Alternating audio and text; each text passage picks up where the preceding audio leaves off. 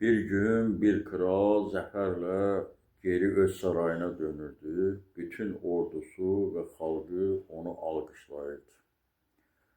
Kral sarayına yaxınlaşarkən bir pişik susuzluqdan yıxıldı.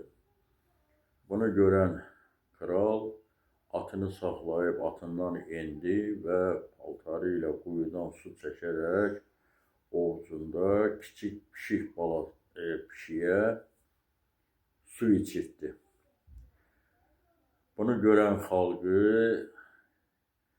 gülüb kralı qınadılar ki, buna bax, bu cür koskoca bir kral bir pişikdən ötürü öz əllərini kirlətdi.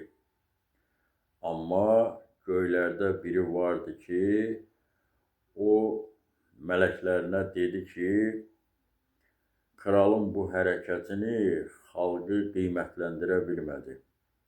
Amma ketinin duası onu mələklərin də ulaşa bilməyəcəyi bir mərtəbəyə qaldırdı onu.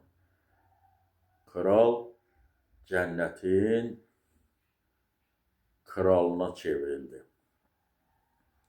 Kral yatıb yuxusunda gördü ki, cənnətin qapısında yazılıb ki, bir damla su bəzən insanın ömrünü bütünlüklə dəyişə bilər